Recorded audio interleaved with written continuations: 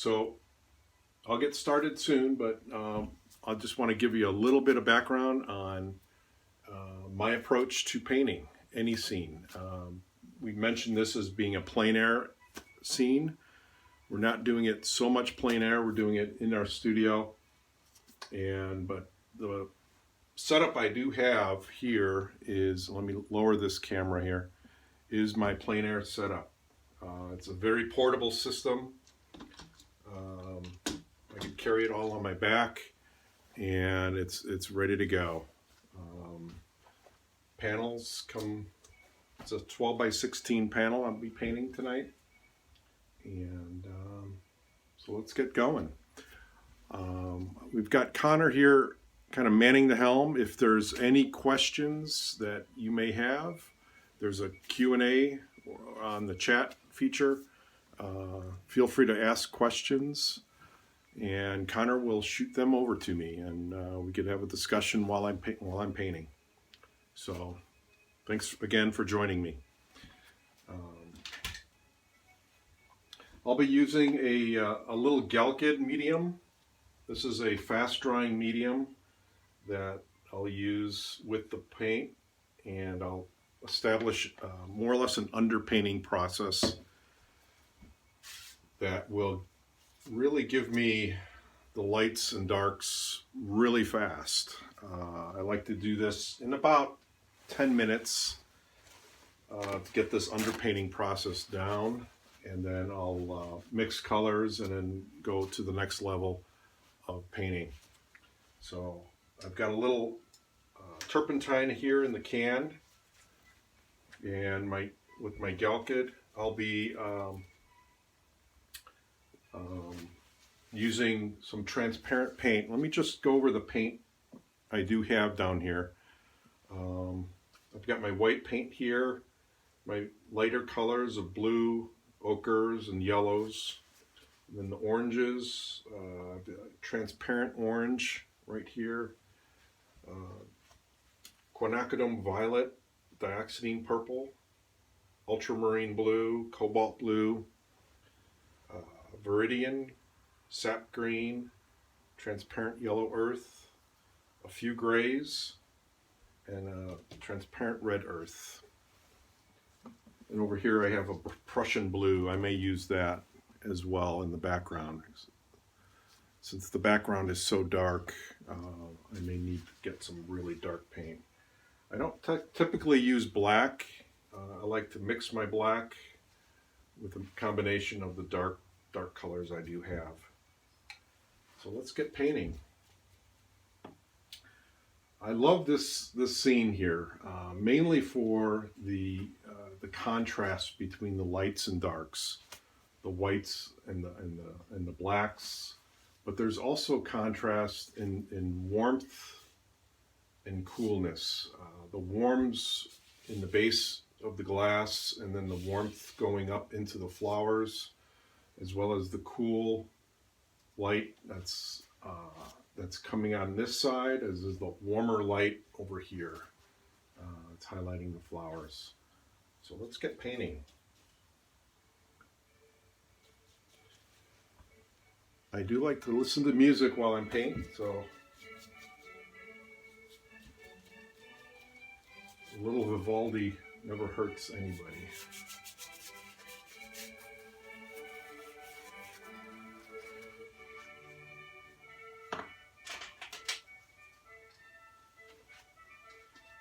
So that's my cool background there. I'm going to get this warmth coming in here in the main flowers. Coming up.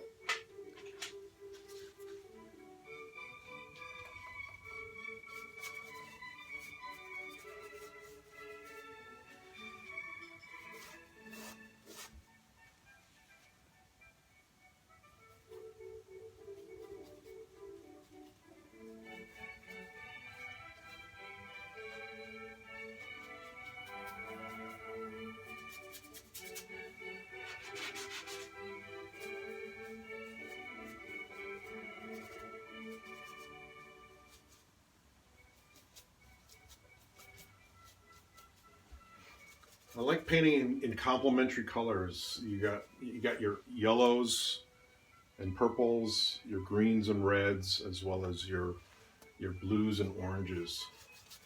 Um, so got some nice purple coming in here.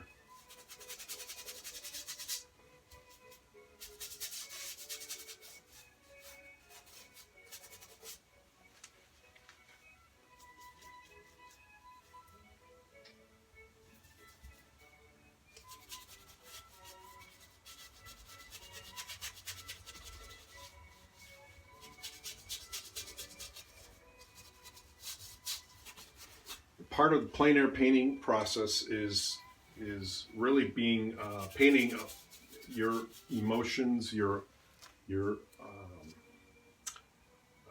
feeling for what this landscape is painting is giving to you, and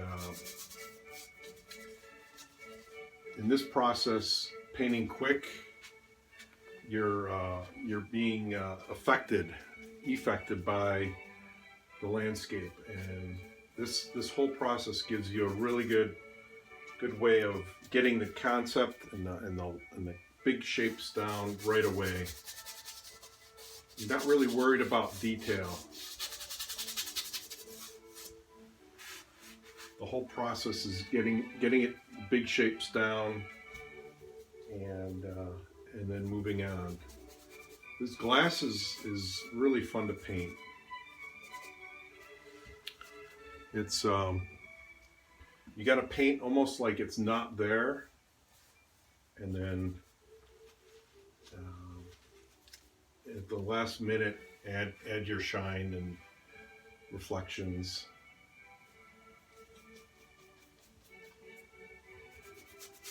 Nice dark shapes right back in here.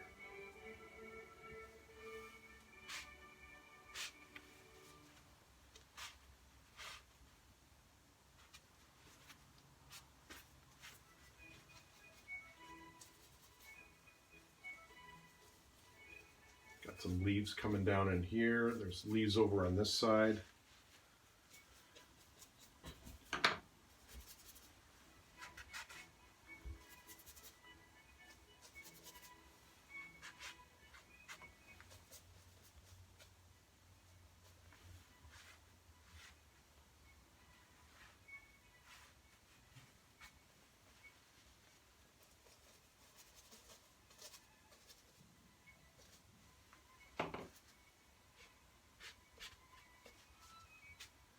So this main goal is in this underpainting process is to get that middle value, that middle range of value and color, and not worried about all the details as yet. It's just working on the warmth to cool transitions, the warmth to cool. Once you get that established, your painting is nearly done. I'm going to come in with some little details of flowers. I just want to capture a few of these.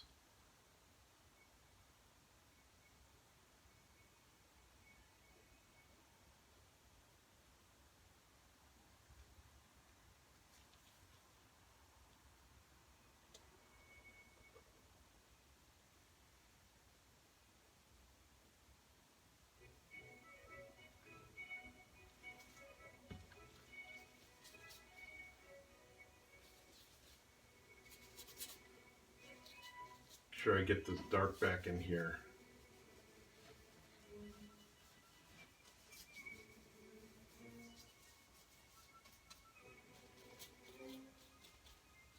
Steve, we do have our first question of the night. Yeah. It is, what is the technique called when you are using the cloth? It's just wiping it away. It's just kind of wiping it, lightening it up.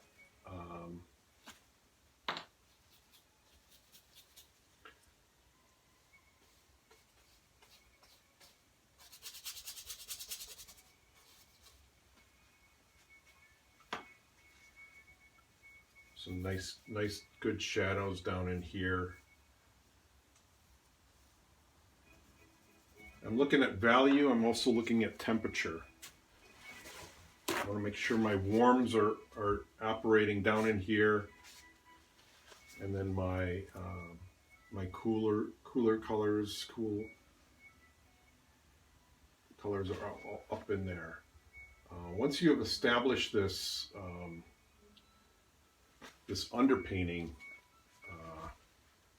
painting pretty much paints itself. It's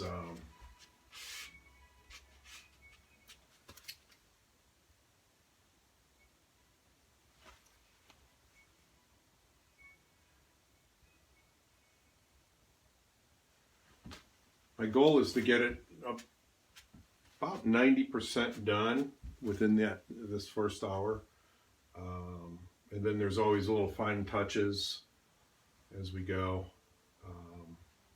Afterwards, I'll lay those in.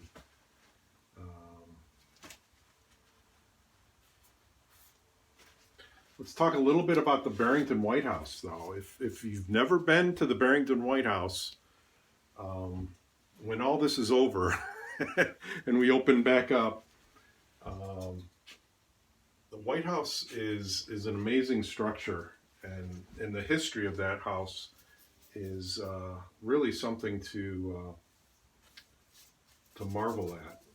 It's got a ton of history.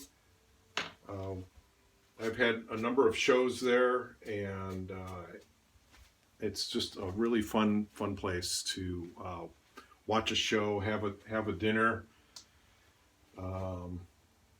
watch art, music, plays, drama. It's got a whole host of interesting things happening there, and so and I'm honored to be the first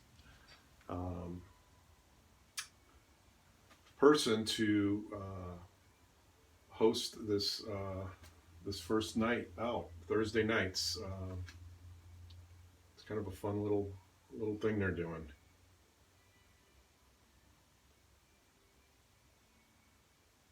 I want to capture the flow of these flowers. Also, is kind of important.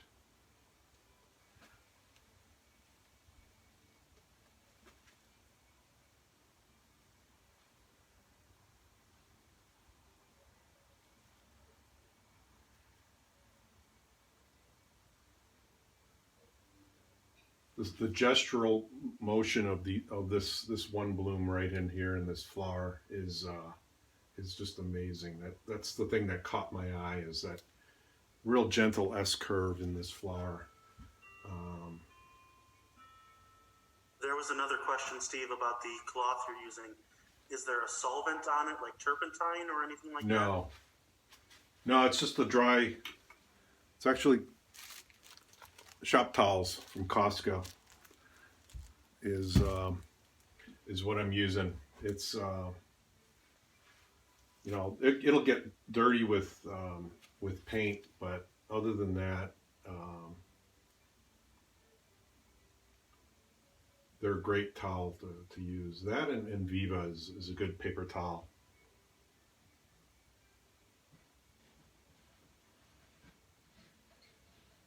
Here I'm just poking in a few little flower petals. Want to make sure I get these in. These are going to be down in the glass.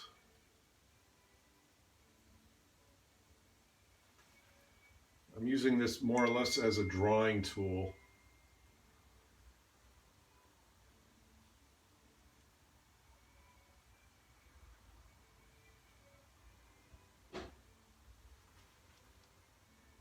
On the subject of the petals, a question here said it looks like you're scraping away paint to create the petals. Is that the technique you're using? Yes. It's a little it's a little rubber spatula is what it is, and it's just a fun little tool to use.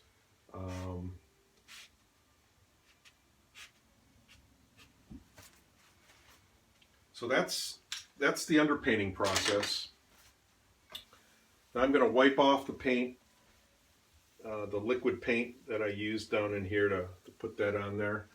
And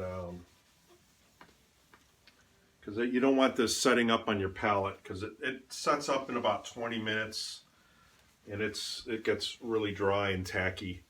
But that's the beauty of what's happening up here now is this will set up in about 10-20 minutes, so it'll allow me to put paint up as I go.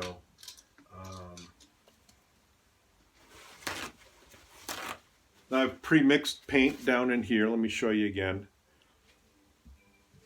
And earlier I didn't want you to waste time watching me mix paint, but I have some grays down in here. Some warm grays and cool grays. I've got a warm green light, cool green dark. I got a deep black. Then I have some blues for the fabric. And then I have some white for the petals. It's not pure white, it's just kind of an off-white that I like using.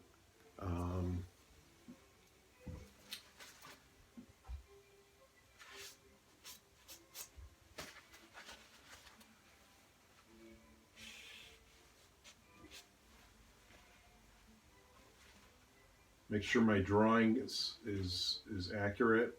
Looks pretty good. Let's go ahead and paint these leaves in. Steve, could you tell us a little bit more about what you mean when you say warm colors versus cool colors? Sure. The warm colors have yellow or red as a color. Those typically represent warmth within the painting. The cool colors lean toward the purples and the blues and the greens. The greens can either be warm or cool depending on which way they lead. But I have a cool. If it's a cool green, it's leaning toward the blue. If it's a warm green, it's leaning toward the yellow. So I've got warm greens and cool greens up there as both. So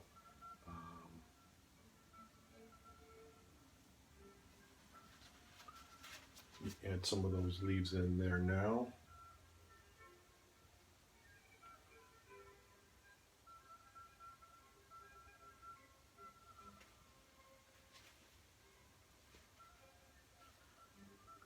Can you tell us too a little bit about the medium you're using or the board, and was there a drawing on it? Did you pre-draw your?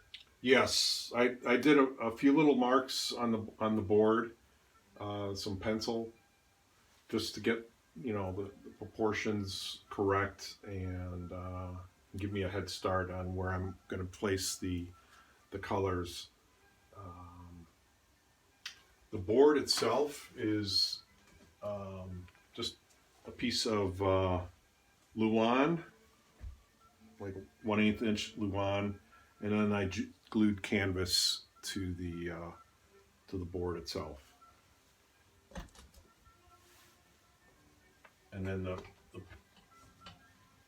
the palette I'm using is a James Coulter palette. It's a really nice box. It's very portable. Just comes right off and folds up, and I can take it pretty much anywhere.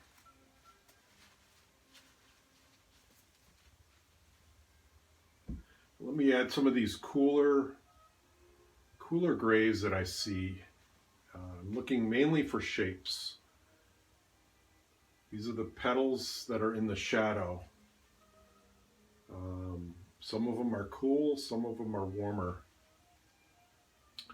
And if you really want to know how to paint white petals, really know your grays, your cool grays and warm grays. Again, the grays that are leaning toward the yellow are the warm grays.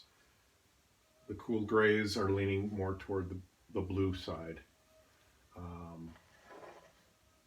If you could see right over here, this whole bloom in here is all in shadow. That's more of a cool blue, cool gray, um, operating maybe a little bit darker than that.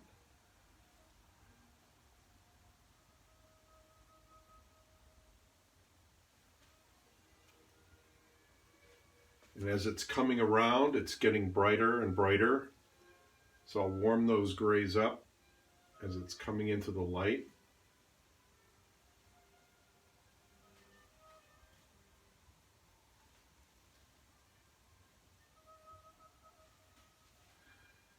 And as these petals come into the light, that's when you hit it with the light. And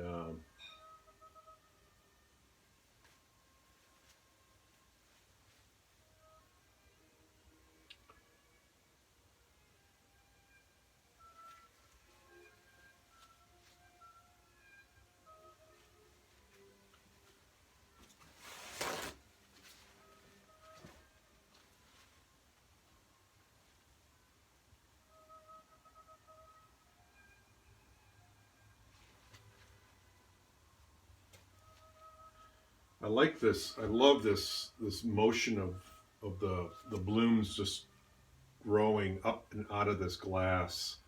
It's just a really neat shape, and I want to make sure I capture that.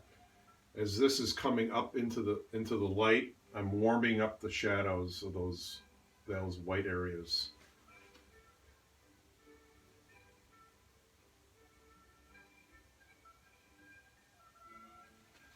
We have a couple of questions about your subject matters. Okay. We can see quite a few paintings of flowers there, but other than maybe flowers and floral scenes in Barrington's White House, I know you have done a couple of Barrington's White House. Do you have a favorite subject, and can you talk about maybe the difference between being close up to a subject like you are now and being, you know, a little bit further away? Yeah. Um, that's a great question. Um, when you're painting distant landscapes, it's going to be um, you're going to be painting a lot more atmosphere into your scenes. So so you're going to have a lot more bluer, a lot more grayer colors that are representing that distant horizon, those distant shapes. As objects and forms come closer and closer to you, they're going to warm up, they're going to get higher contrast, they're going to get brighter and darker. And that's one way that we achieve that depth of of perception within your painting itself.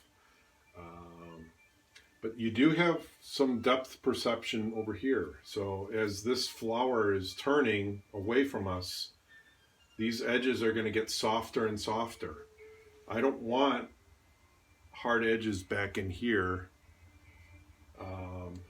representing that flower petal as it's turning away from the light. It's going to have a soft edge to the very end, and as it's only coming around, it's going to start getting harder and harder edges and warmer colors. That's so important to capture your 3D forms. A lot of artists, a lot of students go in and try to replicate what they're seeing because they see all this detail and they start putting petals on right away, and without really understanding that third dimension, that form that's occupying, that object is occupying in 3D space.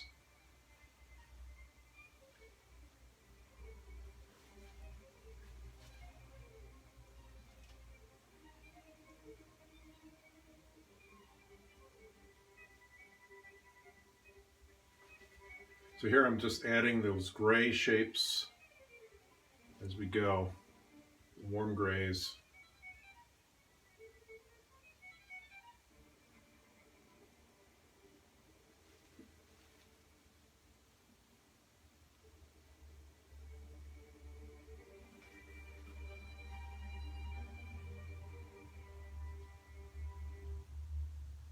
little leaf shape right in the middle there.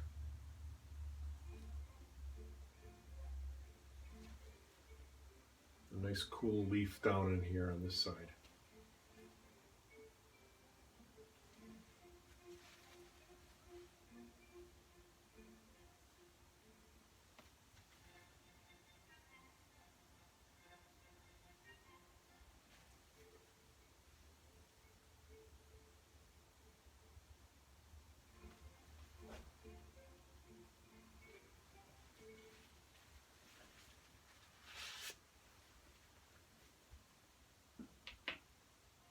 So we have seen now a couple of different implements or tools that you're using between the Yep. large brush that you used at the beginning and the scraper, the rubber spatula. Yes. Can you tell us a little bit more about different types of brushes? Yeah, this is a flat I'm using. It's a long. They call it a long flat. The first brushes I was using were just the $1.50 brushes you get from Ace Hardware. These are so good to just block in and just splatter the paint wherever you go. The rubber spatulas are actually called color shapers. I get these at Blick, so these are a good tool. And then the rosemary brushes are the more finer tuned brushes that you use. Typically, you go big to small as far as your brush sizes are concerned. I'm gonna get this gray in here on this pot.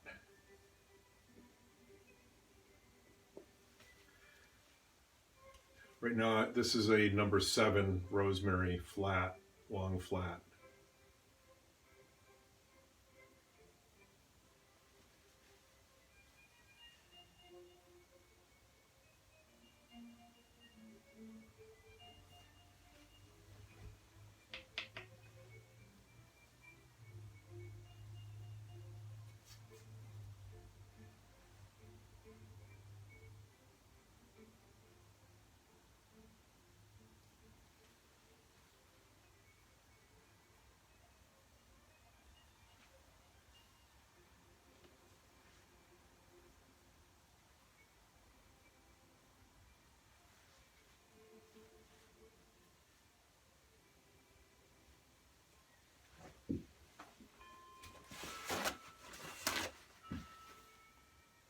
Oh man, I better get painting. We're half hour into it. So let me add some lights to these flowers as I go.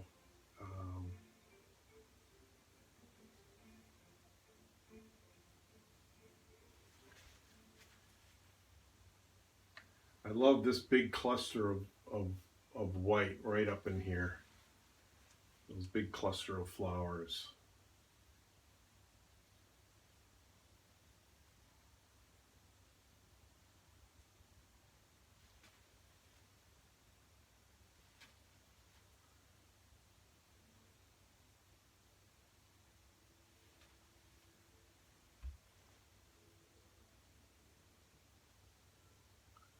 Steve, we do have quite a few questions about the paints you're using. Some are asking brands. Okay. Some are asking if you're doing any kind of mixing with diluting them with turpentine or using drying agents or anything like that.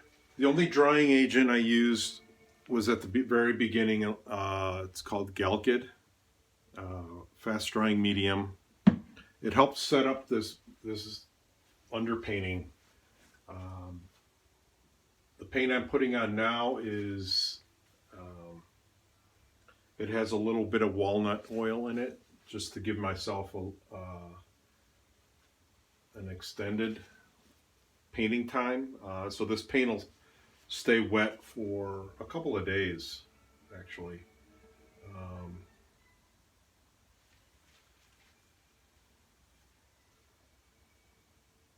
We've got other painting projects, my wife and I, tomorrow and Saturday. So we want, this paint, and then I'll finish up this painting offline. But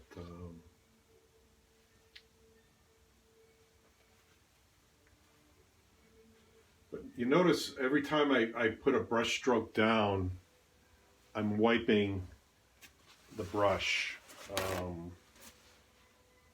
I'm wiping just as much, if not more, the brush than I am painting. That's one way of getting clean color on your paint.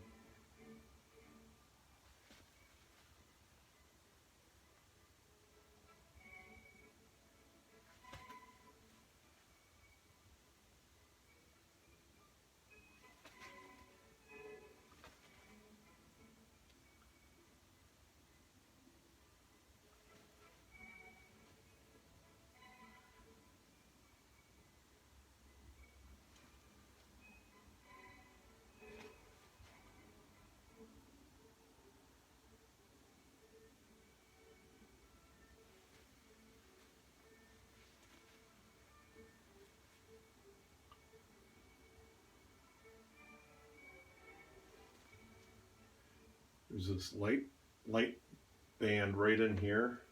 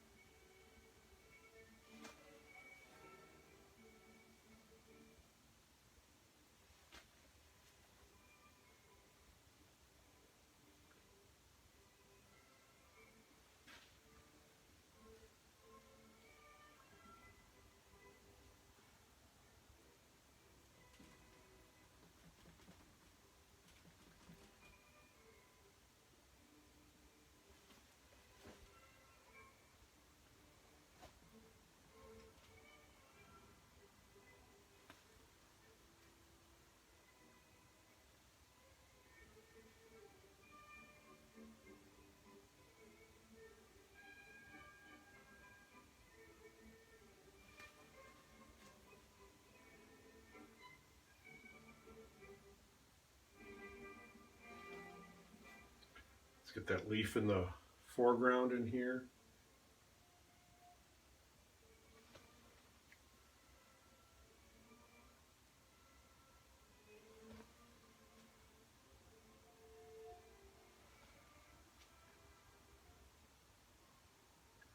Got another leaf falling down there.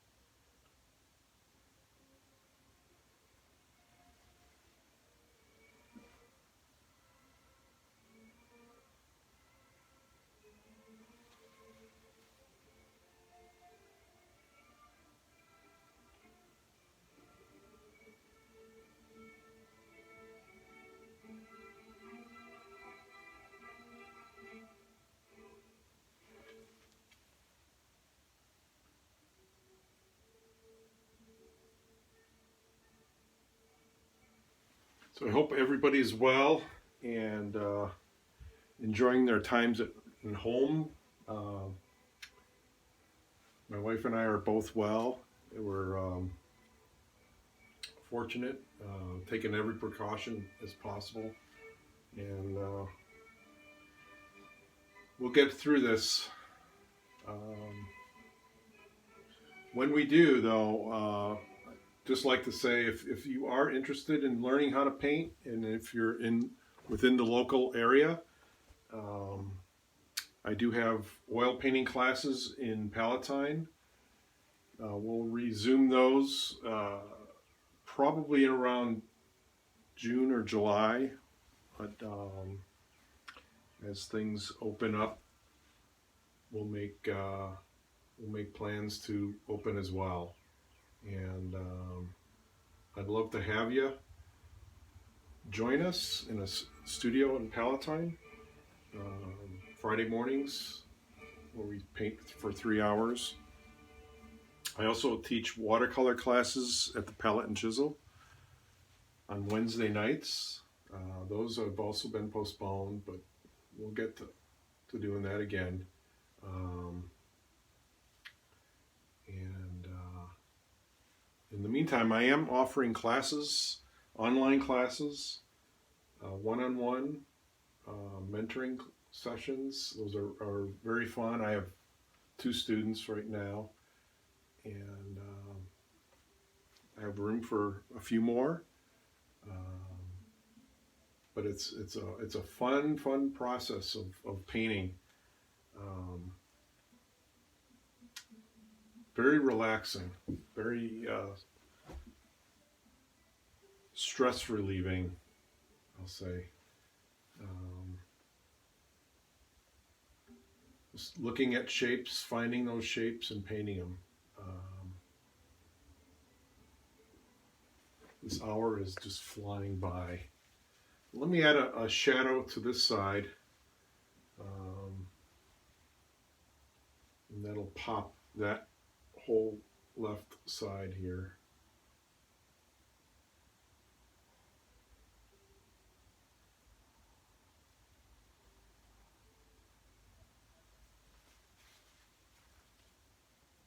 Two questions here about time. Yep.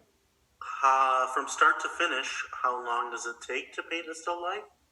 And then this feels like almost a trick question: is how do you know when a painting is finished? I like painting. I'd say no more than 2 hours from start to finish. The first phase of this first hour goes by really fast. It's I'm going to connect these two up. This was too strong of a shape down in here. When do you know when it's finished? Man, I think the painting actually starts communicating to the artist in telling the artist, hey, I'm done. I can't go anymore. Maybe it's the artist just saying back, I've had enough. A good thing to do, though, is if you are tired, is put your brush down and give it a day or two rest. Look at it every now and then, and it'll start talking to you again on what it needs and how to proceed with whatever it needs. Just going to add a few of these petals up in here.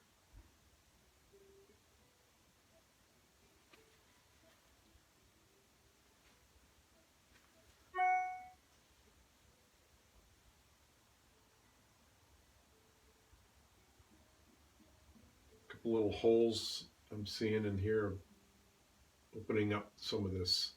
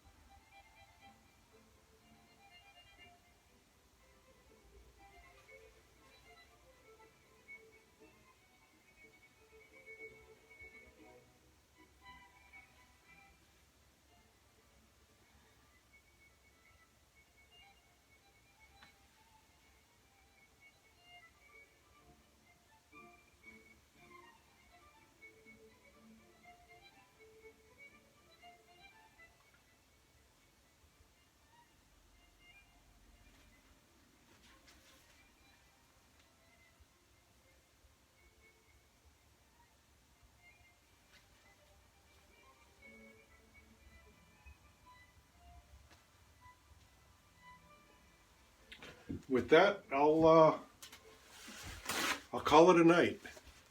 I do have another painting very similar to it, but I'll touch this up. Give myself another hour to finish it. But I do want to show you this is what it will ultimately look like as the finished painting, framed, ready to go. So Yeah, come real close up to the screen with that one and then the one you just painted if you can. yeah. So this one's a different setting, but painted about a year ago. But it was a fun one to do. It just needs a little fine tuning, but other than that, it's just about done. Any other final questions? You did get quite a few compliments in here. Beautiful, Good. Beautiful room with so many windows and natural light. Oh, Thank yeah. you. Fun watching you work. There was a question here that I did miss earlier about when to choose oil and when to choose watercolor. Oh boy, I haven't answered that question for myself. That's a great question. When we travel, my wife and I often travel to various venues. I'll bring both mediums. It's wonderful to switch back and forth. If I don't have a lot of time, I'll do a quick sketch in pencil,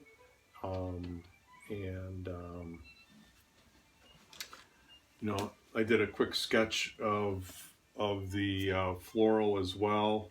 A little thumbnail up in here just to give myself a little idea. But I'll have little watercolor sketchbook in here where, on our travels, I'll break out the watercolors. And it's just a fun sketchbook to have.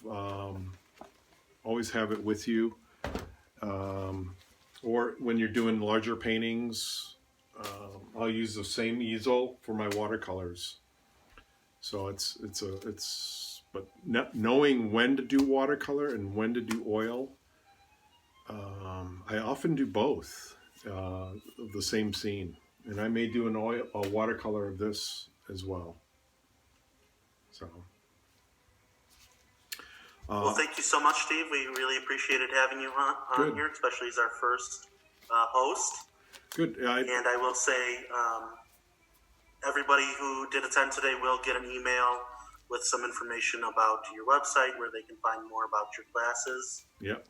Your different appearances, and then they also have the ability to purchase some of your fine work there. Yeah, I do have it'll be coming in an email. I do have a current sale online right now. There's about 7 florals that are about $200. Normally they go for about $450, $500. So very good deal. So Well, thanks, again, Joel. thank you so much, and we'll let you get back to it. But thanks again for giving us this hour of calm and peace and serenity. Good. We all need that. Good. It's my pleasure. Thanks for having us. And thanks for having me in. My pleasure. Thanks, Colin.